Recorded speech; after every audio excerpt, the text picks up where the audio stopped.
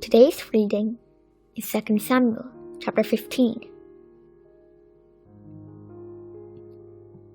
Chapter 15. Absalom's Conspiracy. After this, Absalom got himself a chariot and horses, and 50 men to run before him. And Absalom used to rise early and stand beside the way of the gate. And when any man had a dispute, to come before the king for judgment, Absalom would call to him and say, "From what city are you?"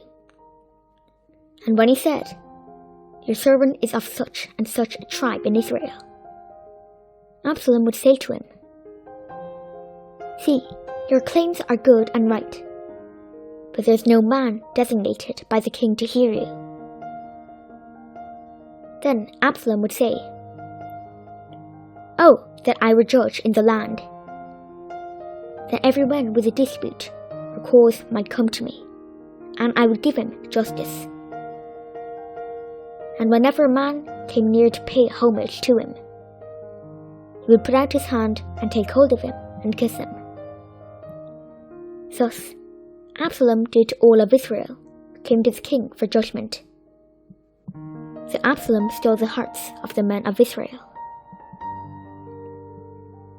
And at the end of 4 years, Absalom said to the king, "Please let me go and pay my vow, which I vowed to the Lord in Hebron. For your servant vowed a vow while I lived at Geshur in Aram, saying, 'If the Lord will indeed bring me back to Jerusalem, then I will offer worship to the Lord.' The king said to him, 'Go in peace.' So he arose and went to Hebron. But Absalom sent secret messengers throughout all the tribes of Israel, saying, 'As soon as you hear the sound of the trumpet, then say, Absalom is king at Hebron.' With Absalom went 200 men from Jerusalem, who were invited guests. And they went in their innocence and knew nothing. And while Absalom was offering these sacrifices, he sent for Ahithophel the Gilonite, David's counselor, from the city Gilo. And the conspiracy grew strong, and the people with Absalom kept increasing.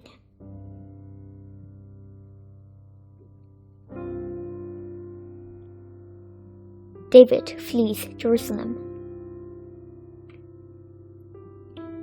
And a messenger came to David, saying, "The hearts of the men of Israel have gone after Absalom." Then David said to all his servants who were with him at Jerusalem, "Arise, and let us flee, or else there will be no escape for us from Absalom. Go quickly, lest he overtake us quickly, and bring down ruin on us, and strike the city with the edge of the sword." And the king's servants said to the king, "Behold, your servants are ready to do whatever my lord the king decides." So the king went out, and all his household after him. And the king left 10 concubines to keep the house. And the king went out, and all the people after him. And they halted at the last house. And all his servants passed by him, and all the Cherethites, and all the Pelethites, and all the 600 Gittites who had followed him from Gath, passed on before the king. Then the king said to Ittai the Gittite, "Why do you also go with us? Go back and stay with the king, for you are a foreigner, and also an exile from your home. You came only yesterday, and shall I today make you wander about with us, since I go I know not where? Go back and take your brothers with you, and may the Lord show steadfast love and faithfulness to you." But Ittai answered the king, "As the Lord lives, and as my lord the king lives, wherever my lord the king shall be, whether for death or for life, there also will your servant be." And David said to Ittai, Go then, pass on. So Ittai the Gittite passed on with all his men, and all the little ones who were with him. And all the land wept aloud as all the people passed by. The king crossed the brook Kidron, and all the people passed on towards the wilderness. And Abiathar came up, and behold, Zadok came also with all the Levites, bearing the ark of the covenant of God. And they set down the ark of God until the people had all passed out of the city. The king said to Zadok, "Carry the ark of God back into the city. If I find favor in the eyes of the Lord, he will bring me back, and let me see both it and its dwelling place. But if he says, I have no pleasure in you, behold, here I am, let him do to me what seems good to him." The king also said to Zadok the priest, "Are you not a seer? Go back to the city in peace with your 2 sons, Ahimaaz your son, and Jonathan the son of Abiathar. See, I will wait at the fords of the wilderness until word comes from you to inform me." So Zadok and Abiathar carried the ark of God back to Jerusalem, and they remained there. But David went up the ascent of the Mount of Olives, weeping as he went, barefoot and with his head covered. And all the people who were with him covered their heads, and they went up, weeping as they went.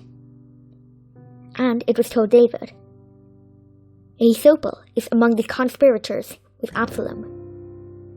And David said, "O Lord, please turn the counsel of Ahithophel in foolishness."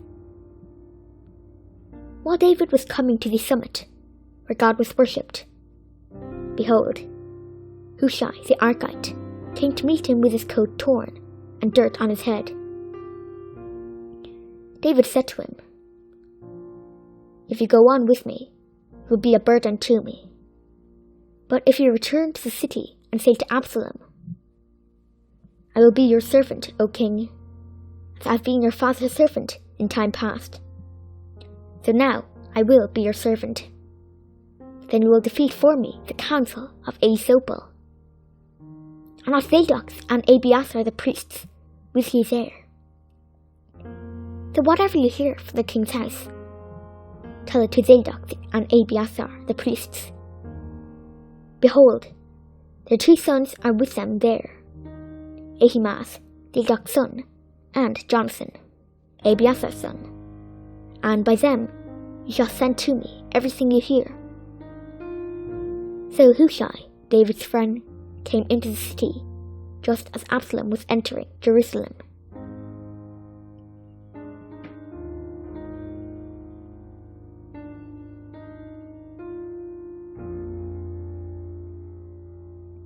This is the word of the Lord. Amen.